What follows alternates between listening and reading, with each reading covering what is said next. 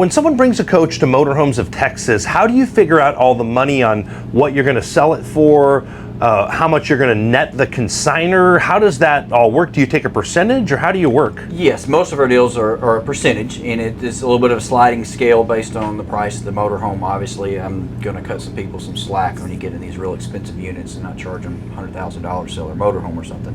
But as far as valuations and what it's worth, we're going to look at previous sales, which is we've got thousands of them to go by. Currently what's listed on the market. Yes, you can look at the book value. The book value is a guide, though. We can kind of get into that all day long about what the book says it's worth versus the market value. But there's opinions on that. Yeah, exactly. And I try to recommend people, you're selling your motorhome, put your buyer's hat on, walk in your motorhome, turn everything on, and say, well, if I'm the buyer, what would I want to do different? And that's the biggest thing. And it's not an exact science. I tell people that all the time too.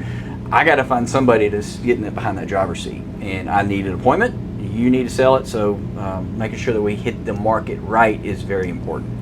So is it like 10%, 20%, or what's the average percentage on the low versus high end? And of course, if it's a $50,000 coach versus a $1 million coach, it's going to change. Yeah. Top out is 10%. I know that's not. There's some other people that charge a little more than that. On the lower end, you're probably at 4 or 5% on a real expensive unit, and that's something that you and I can work out whenever it comes down to nailing the price down and something that's going to generate interest. You're going to be happy when it's all said and done. We're going to be happy, and everybody goes away happy. I think that's extremely reasonable.